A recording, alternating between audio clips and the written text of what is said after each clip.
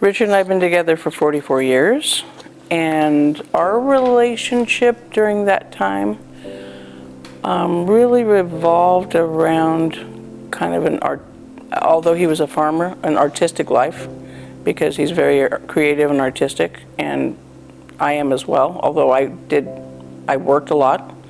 A lot of my life has been around art, around lettering, around fabric design, fabric things, or textile arts. And together we did a lot of creative stuff with food, events, and basically being together for us was we could live in the space together 24 hours a day. And there was never a problem. We always got along. It was always easy. It was a very easy creative relationship between us, in a sense. Yeah.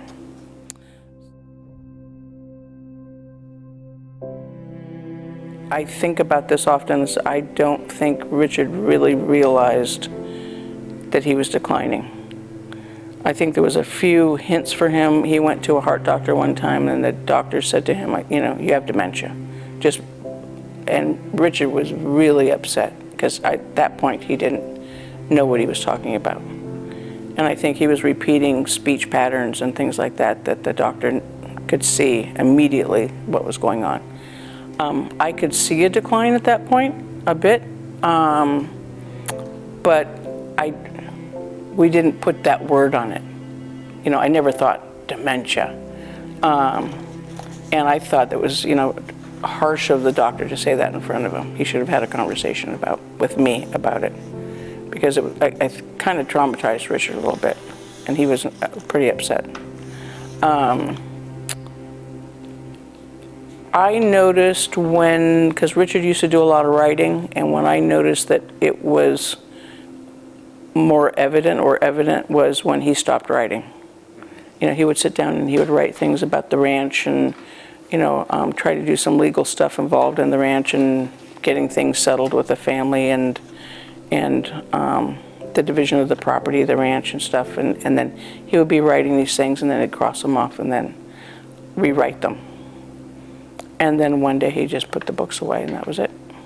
And he wasn't doing any creative writing either, because he did a lot of creative writing. He stopped that as well.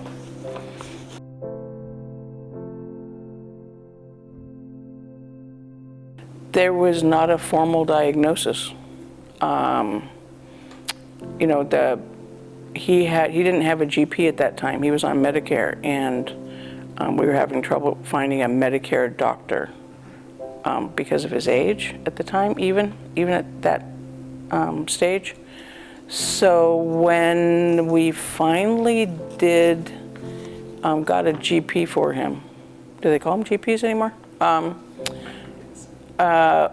We wound up a primary care doctor. That's what they call them. Yes. When we finally got a doctor for him, he said, yeah, he had early onset, it wasn't early onset, he had dementia, and it was just the beginning stages of it. And he was still, Richard, he was still cowboy boots and jeans and, shirts and looking, taking very good care of himself. And then that, was changing ever so slightly for a long period of time.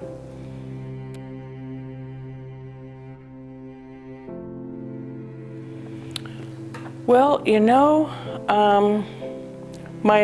like I told you before, my initial response was one of you could see it's kind of a linear progression, and then it goes down, and then it goes, and you don't know how long something is going to take or when it's going to change. For me, the sudden realization that of the mortality of it was really got me in the very beginning.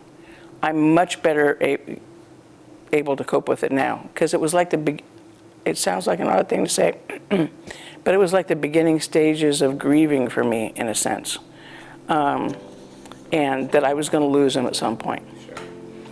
So that's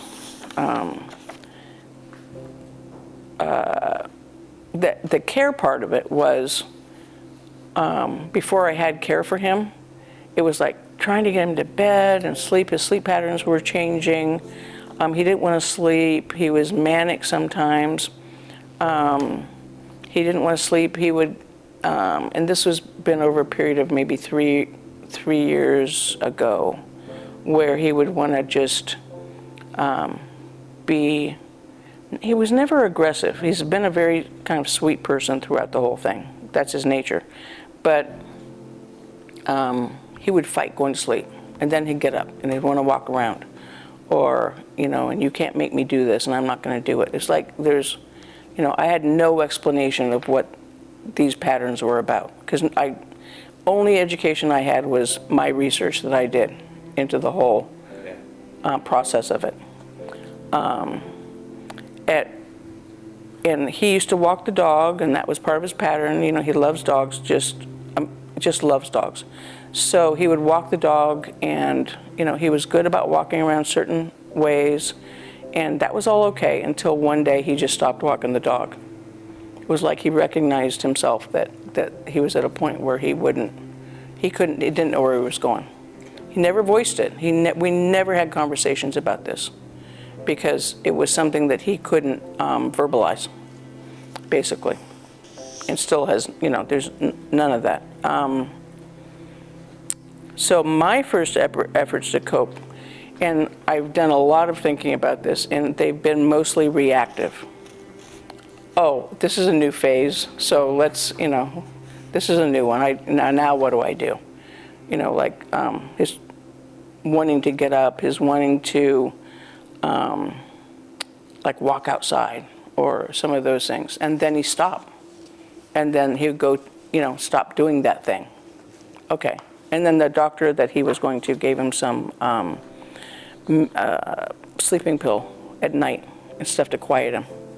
And that's worked out. That's, been great for about the last couple of years to make him go to bed at night. And doesn't stay in bed all night, but he does go to bed. So.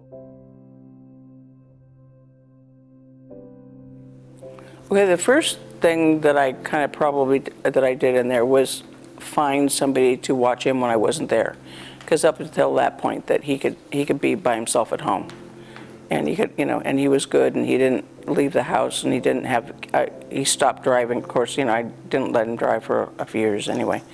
I just said, I'm driving, and that was fine. He's, because he's easy.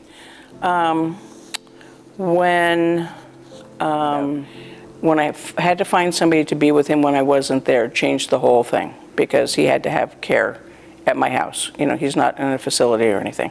He had to have care at my house, and that's where then couldn't really leave him alone. He wasn't going to do anything weird, but I didn't know if he was going to walk out and leave the door open, let the dog go. That was one of my fears of, or do something weird like turn on the stove. Or so, he had to have people watching him. I think after people, and the person that takes care of, I have a couple of people now, is fabulous. They really, really are caring people. What would happen with me is most nights, all nights that I were with him, would be together in the front room, would watch TV, would listen to music. Things like that, and he would pay more attention to like little dog cards and dog books and play with them, and that's kind of still where he is. But I would have a need to start painting. I started just doing some practice exercises, and one of the things for me when I spent a lot of time with him and we couldn't communicate, because we were tremendous communicators. We talked all the time. So when I could no longer have a conversation with him, I really was trying to really think hard about what was going on in his mind. What's he experiencing? What's in there? Because can he for example, if I say something to him, you want some ice cream? Sure. But if I say, what do you think about that? Or if there's something, any very complex, what happened to his creativity? What happened to all of those things?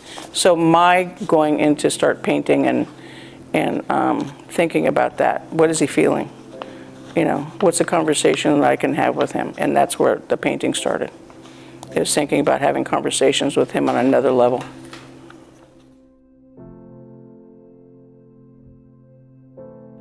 The process is the same. A lot of things that I've painted in the past have had to do with, reflective things about, what's really the internal life of people. What are their, what do they experience? As you know, I grew up in the Tenderloin in San Francisco. So a lot of photography I did and a lot of other things I did had to do with, in writing, how do people live in spaces together? How do they communicate? One of the images and things that always was profound for me was hotel lobbies, because that's where I grew up. And all the chairs in hotel lobbies and people sitting there and they're all staring forward. And so where do people come together and what's their experience like? And you see there was a lot of turmoil, a lot of loneliness, a lot of alienation, a lot of fragmentation, a lot of things, and I've always wondered about that. And so this has been kind of another kind of extension of that. Really, where's Richard going? Yeah. Is he disappearing? And he's there physically, but what's he experiencing? And that was always an issue for me. What are these people? What is anybody experiencing that's living on, in a house in the suburbs or on Skid Row? It's all the same. I know that's an odd thing to say, but this is the internal life of people. Yeah. But I think, and I think most artists feel that way, that at some point you want people to see what you see, and you want them to see, my life is kind of an open book. If somebody wants to know something about me, or, I'll tell them if they ask or if they care. But those were kind of studies of us, and I thought it was okay. Okay.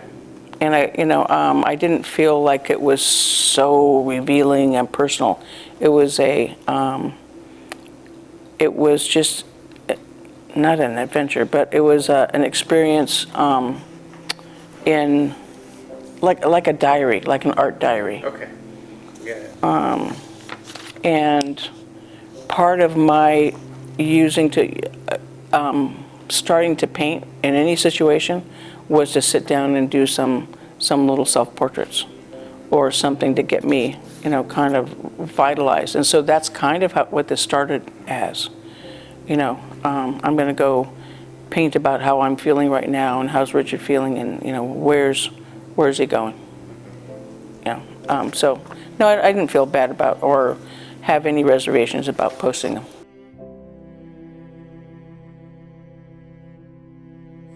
No, I don't think there's catharsis involved. I think there's movement involved.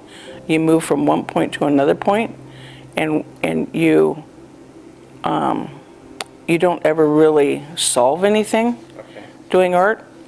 I think that I've always felt like, well, where am I going to go with this? What's my next thing I'm doing? How can I express that differently?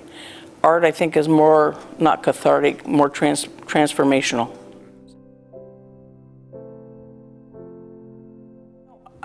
It's cathartic is one thing. Therapy, I don't know. I've never, I don't entertain therapy. I just do what I think I have to do. Does that make sense? Yes, it does. So art therapy, I think it's a good thing. And for me, if I really thought about it, sure, I knit for therapy. I drink wine for therapy. I eat for therapy, and I do art for therapy, if you want to put it in that context. It's like what makes life worth living, in a sense.